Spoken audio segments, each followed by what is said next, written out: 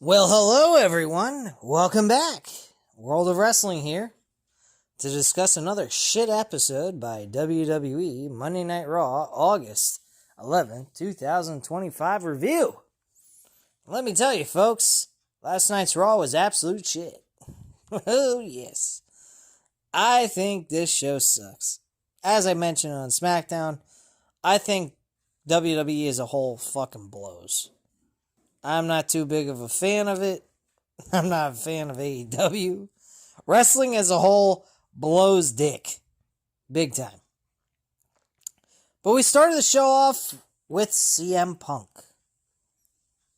At least in this episode, we made a little sense, explanation-wise, as to why Punk did what he did in the middle of LA Knight's World Championship opportunity last week. Compared to what Brock Lesnar did after SummerSlam went off the air, there was no explanation as to why he did what he did. Nor did even John Cena ask for a reason, which I mentioned on the SmackDown review. If you missed that, go ahead on the channel and check that out. But yeah, nothing happened there. But Punk went out, makes his way to the ring. Crowd is loud, chanting his name. Isn't it great to be alive on a Monday night in Quebec City or what? Actually, Monday night absolutely fucking blows because it's the first day of the work week. And yeah, AI is going to take over jobs so people won't have to worry about working ever again. And if you try to find work, well, good luck. And hope the government saves us, because if we can't save ourselves, we're fucked. Ain't life great? Anyway, they make it hard for him to stay angry, but then he thinks about how he should be the World Heavyweight Champion right now. Punk should be here representing this company and the people as champion, but he's not. Punk is a little bit angry about it. A little bit? How about very angry? He had a war with Gunther, busted his ass, won the match clean, and then got fucked at the end. Sounds like he should be really pissed off, not just a little bit pissed off. Punk has a Seth Rollins problem. I don't know. I think you've had a Seth Rollins problem since 2024. Since you came into the fucking company. The self-professed visionary who can't see what's right in front of his face. Rollins is trying his best to be CM Punk and failing miserably. Punk says he climbed to the top of the mountain for the first time in 12 years and became champion at SummerSlam. Another CM Punk chant fires up. And Punk appreciates the fans and the chants, and he can't help but feel that he let them down because he's not a champion. If they thought before that he was relentless in pursuing his goals and getting that title, he's even more possessed to regain the title than he was before. They say to hate the player, not the game. Punk has cashed in a few times, but he hates the player. Rollins is pretending to be CM Punk and pretended to be injured, so everyone had their guard down. Rollins cashed in. Next time they fight, he'll take the title. Rollins won't have to pretend to be injured because he'll break his legs. LA Knight comes out. Huge reaction. Knight gets in the ring and stares at Punk. Knight then extends his hand. Punk shakes it and talks to him, but we can't hear what he's saying. Punk then asks if he has something to say, and Knight always has something to say, so let me talk to you. Everyone knows Punk was robbed at SummerSlam. Punk climbed the mountain and rose to the occasion by beating Gunther and winning the World Heavyweight Championship. Punk deserves to have his rematch. Punk nods his head in agreement and says, yeah. And Knight then says, but last week, I'm having my match. It has nothing to do with you. I'm having my match with Seth Rollins, and what do? You come down, you can't contain yourself, and Knight says Punk cost him his opportunity. Knight understands, but it was the wrong place at the wrong time. Sounds very familiar at a situation that he had back when he was chasing after the U.S. title from Shinsuke Nakamura at the time. Which, by the way, what's happened to him? Oh, he's off television. Since losing the U.S. Championship. Knight says he doesn't have a problem with Punk.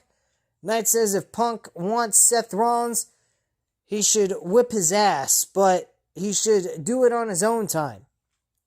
Punk should have his rematch after Knight gets his.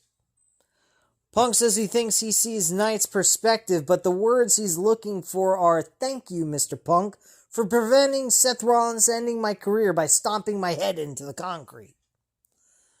Punk asks if Knight thought he'd become the world champion after Rollins stomped his head into the concrete.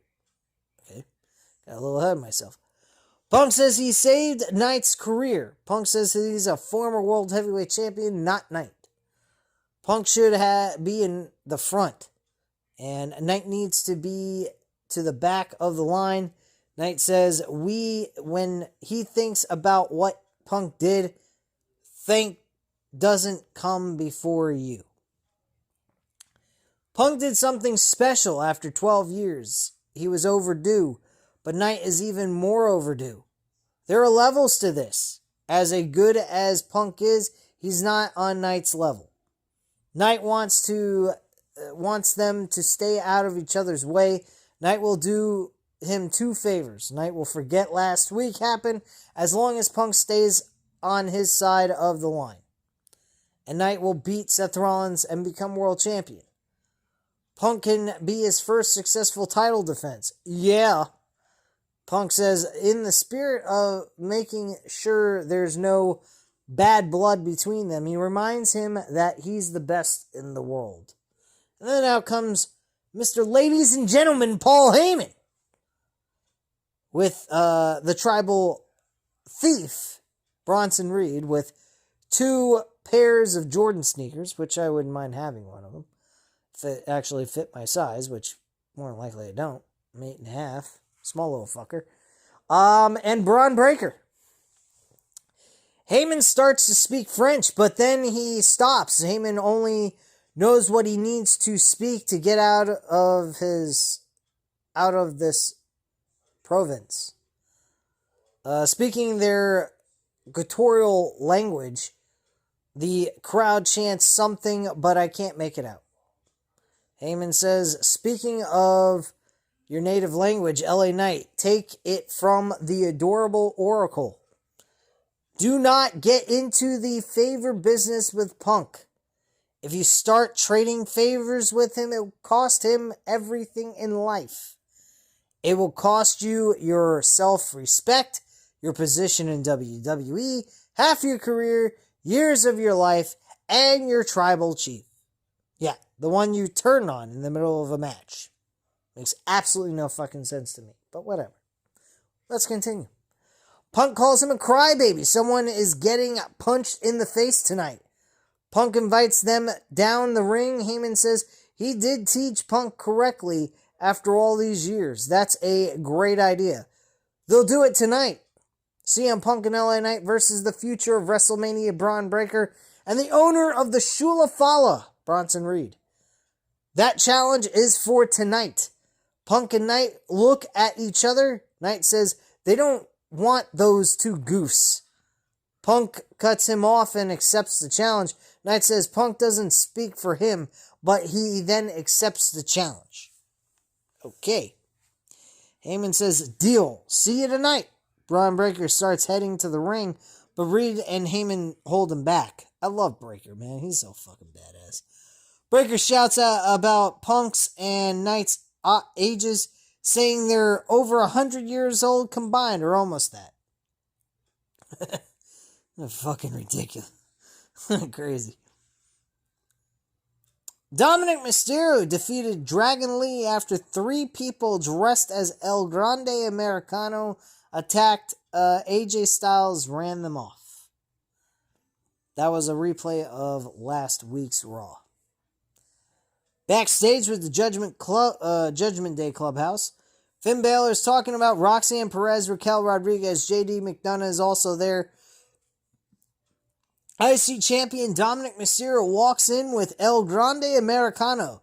They aren't happy that Americano is there. Balor speaks privately with Mysterio. Mysterio says he's the king of the luchadors and will use Americano to his advantage. Very impressive. Balor hopes that Mysterio will bring back the AAA Mega Championship, which he will. Mysterio tells him to trust Daddy Dom. Mysterio walks off with Americano.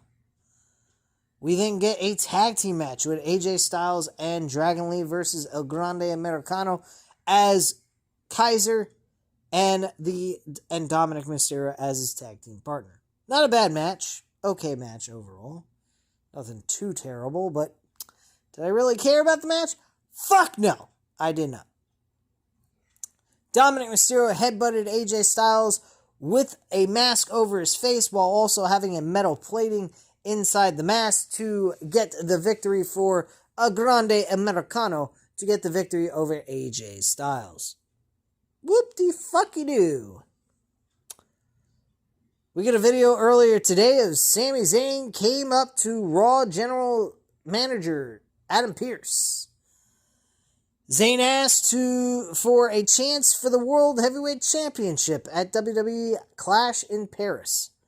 Pearce said they should get through tonight with Rusev and then talk about it. Sheamus then walked in. Pearce doesn't want any more madness with Rusev. Zayn said tonight's match matters to him. Zayn asked him as a friend not to get involved in the match, and Sheamus gives him his word, but the second the match is over, that Bulgarian bastard is his. Love that. I thought that was very nice. Nice touch of the Bulgarian bastard thrown in there. Thought that was a nice touch to the script. GM Adam Pearce is with Io Sky. Sky complains about not getting her promised title match, which I didn't know anything about until later on in the day in this show. But she gets to face Roxanne Perez to go one-on-one with, since Naomi was out with some sort of storyline bullshit is what I'm going to consider at this point until further notice. They showcase how many greats have come from the province of Quebec. Names like Kevin Owens, Sami Zayn, Pat Patterson, Rick Martel, the Quebecers, and others. We then get Sami Zayn versus Rusev one-on-one. This was interrupted by the MTF, the MFT, the My Family Tree. Oh, God. So we got SmackDown Superstars interfering with Raw Superstars.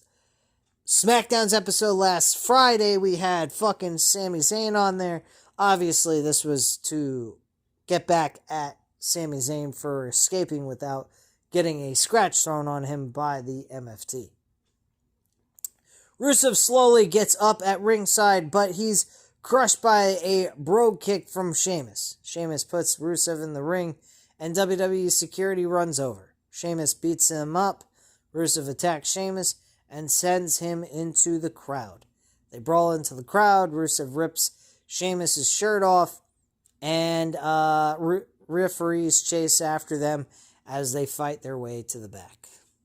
Great. Is this shit at all entertaining you guys for what I'm reading? Because it ain't entertaining me, not the slightest. This is fucking bullshit. I think the only thing I really find interesting right now is the Sheamus Rusev shit, honestly. I just wish they would put it on a bigger stage. They just keep it downplayed. When in reality, it's got a lot of intensity going on between the two rivals they got here. I think it's really good. They just need to elevate it, and it would mean a lot more. But of course, as usual, they seem to always do one thing and one thing only. Make it shit. WWE Security and Raw GM Adam Pearce kick Solo Sikoa and the MFTs out of the arena. Pearce calls it GM manager Nick Aldis, but referee Danny Fabio cuts him off. Fabio says they separated Rusev and Sheamus, but Pearce doesn't believe him, and Grayson Waller and the New Day come up to Pearce. Xavier Woods complains about his hat being destroyed by Penta. Pearce says Penta will face Woods next week so Woods can get even for his sombrero. Pearce says he's got business to attend to and walks off wildly. Next, we get a video package of Big Bronson Reed wearing the Shoe of Fala and says he got famous by destroying Seth Rollins. He earns Rollins' respect so much that he was invited into the Vision. Reed doesn't respect Roman Reigns. Reed has punked Roman Reigns out twice. The only reason it hasn't happened a third time is that Reigns hasn't manned up to him for a third time. When he does, Reed will add it to his collection. He'll keep doing it until Reigns acknowledges he's tribal thief. His tribal thief. Reed shouts, "Tsunami." Oh, God. Big Bronson Reed and Braun Breaker will battle LA Knight CM Punk in tonight's main event. Great. We then get a gorilla position of Io Sky walking through the tunnel. By gorilla position, Asuka and Kairi Sane of the Kabuki Warriors offer to be in her corner. Keep things fair. Sky declines and says she got this. They hug before Sky walks off. We nearly got Damage Control reunion.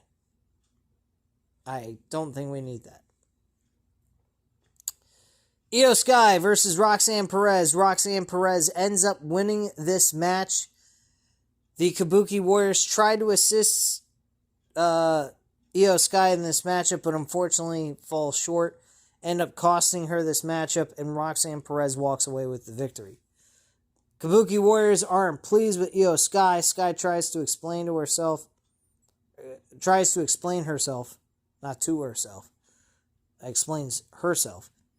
Jackie Redmond's backstage with main event Jey Uso. Uso missed last week's Raw, and Seth Rollins used the opportunity to take out his cousin Roman Reigns and CM Punk. Uso says recipients are coming and was handling family business. LA Knight walks up and says the line starts behind him. Knight insinuates that Uso missed Raw on purpose. Uso says he'll send Knight to the back of the line. Yeet! LA Knight and CM Punk will team up to take on Braun Breaker and Bronson Reed in tonight's main event. This is the second time they've happened to remind us of that in this writing here. Kind of stupid. Alright. Io Sky and the Kabuki Warriors are upset backstage. She says they didn't help her because she lost. An angry Asuka shoves Sky and walks off. Kairi Sane looks torn and looks at Sky before running after Asuka. Yippee. Next we had a non-title match between the man Becky Lynch and Maxine Dupri. Obviously, we know who won this match, Becky Lynch, with a submission. Instantaneously, man. Lynch continues to trash talk Dupree. Natalia demolishes her before, or destroys her before going to check on Dupree. Lynch kicks Natalia down and leaves the ring. Division's locker room. Backstage, we have the world champion Seth Rollins backstage with Paul Heyman, Braun Breaker, and Big Bronson Reed. Rollins says they are on the top of the world. Rollins was expecting to come to this dump of a town to deal with his CM Punk problem, But it turns out Punk has an LA Knight problem. Knight has a CM Punk problem as well. Now they have a Braun problem. God. Rollins has no problems. Tonight isn't about him, it's about Breakker and Reed. Rollins says, boys, stack some bodies. I'm out of this dump. Rollins says he'll head to the jet and get some Wi-Fi. Rollins walks off. Okay. Bayley says she's not sure. This is a video package. Bayley says she's not sure how she got here. She's been doing this for almost 13 years and has never felt this way. In a way, she wants more but feels less. She wants more and feels nothing. Wow, we went from feeling less to feeling nothing. I think nothing is a lot worse than less. Bayley says it's her fault. In the process of her whole career, the role model felt like something before she called herself that. She was one before she called herself that. Bayley thought she could change and help the division, being someone people in the locker room could look up to, or someone to look up to behind the barricade. Now she's here by herself. She feels everything she's done has gotten her nowhere. She's here with nothing to show, not a championship, or a win in the last year or so. I really got to go look at that statistic. I don't know if that's true or not, but maybe that's the case. Bayley can't remember the last time she felt proud of herself. Bayley says it's her fault, and Bayley shakes her head. And that's how that segment ends. I got to be honest, I have to say that she's really sulking within herself, pouting like a little bitch. Just get up and keep going, baby. Just keep working. Work it. Anyway, moving on. Jackie Redmond's backstage with Lyra Valkyria. Redmond asks about what we just saw from the video package with Bayley. And Valkyria hopes she's okay. Bayley cut her out. So she had no idea. Yeah, okay. It can't be what she said to Bayley last week. She was right, because Bayley cost her the women's championship, the women's IC title. It's not her fault. Bayley is on her own. Valkyria walks off. God. Then we get another segment with Io Sky. Io Sky was planted all over this show tonight. Or last night, I should say. Io Sky is walking backstage with Stephanie Valkyr, comes up to her. Valkyr says Sky isn't the only one who was promised a title match, and walks off. Ripley then comes up to Sky. Ripley gets a huge ovation, and Ripley says she's looking forward to Sky getting a shot against Naomi. If Asuka and Kairi Sane had just listened to her, she can trust them. Can she trust them? Sky says she doesn't appreciate what Ripley is trying to say, and Sky warns Ripley to stay out of it. And Sky walks off. And Rhea Ripley looks a little disgruntled about the whole situation, and she feels like she's trying to do the right thing, but feels like she did something wrong, even though she probably didn't. But I mean, Sky's probably feeling like she's instigating situations that don't need to be. Anyway, LA Knight, CM Punk versus Braun Breaker and Big Bronson Reed. This match ended up being a disqualification. LA Knight, CM Punk end up winning the match. It becomes a big giant beatdown. Eventually, Jey Uso made the save. It became 3-on-3 with Seth Rollins interfering in the match at the time. And then he basically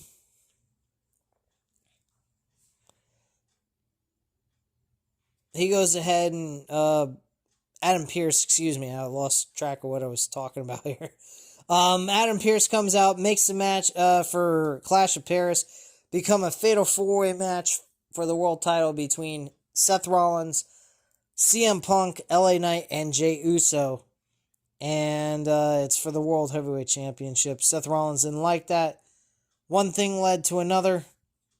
It ended up having the Vision destroying LA Knight, CM Punk, and Jey Uso. And that's how the show went off the air, with CM Punk's face being planted into the mat by a curb stomp. And that's your show in a nutshell. There you go, guys. It wasn't great. It wasn't terrible. But it's still a shit. It's still a shit in my opinion. Because nothing's going on here. It's just the same repetitive shit over and over again. I told one of my best buddies, I said to him, is it me or does it feel like the Visionary, or I should say the Seth Riders, I like calling them the Seth Riders because that's truly what they feel like at this point. They feel like the Death Riders from AEW. Like, are they becoming like Evolution? Like a reboot of Evolution? Like, we're getting the same fucking shit Evolution used to have. The only thing missing is Bronson Reed having a tag team partner, Braun Breaker being fucking Randy Orton, and Seth Rollins is Triple H with Paul Heyman as Ric Flair. That's all. That's what we got here. That's what we fucking got here, man.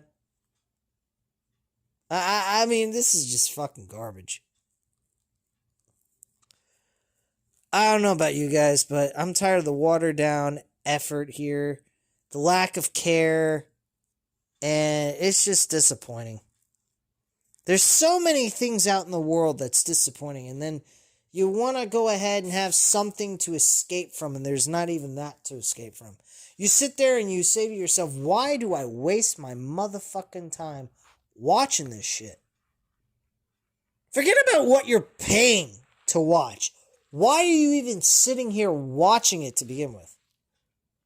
I know why I watch it. I'm a fan. I'm trying to stay with the content. I'm trying to be positive, even though I'm not right now, because I'm just tired of, going through the entire spiel of what's going on and all that, giving you no commentary because I'm tired of bitching and moaning. But after all this time, for the last couple of months now, I've been sitting here thinking to myself internally, saying, what the fuck am I doing? And now I'm starting to get mad. I'm starting to get back to the old world of wrestling that I used to be. I used to come on here and bitch, get mad, frustrated, and people loved it. And you know what? If I'm going to continue to watch this content, be bored out of my mind, feel it's watered down, insulting to my intelligence, I'm going to go ahead and shit on it for fun. And be entertaining while I do it. Because I'm getting sick and tired of just sitting here, giving you the spiel of what happened on the show, and then just say, that's it, guys, that's the end of the show. That's the end of the review. No, I'm going to go ahead and spill my frustration about this. Because this show is a fucking travesty. It can be far better. A year ago in 2024, we're getting far better storylines than what we're getting now in 2025. WWE got its fucking money. They're happy. They're enjoying themselves business-wise. Their attitude is, fuck the fans. The fans don't matter. And my attitude is, fuck WWE. They don't matter. But anyway, guys, at this time, you know what to do. Hit the like button if you like the video. Hit the subscribe button if you're not already subscribed to the channel. And leave a comment down below. I'll definitely get back to you on that. Thank you guys very much for watching. Have a great night, guys. Bye.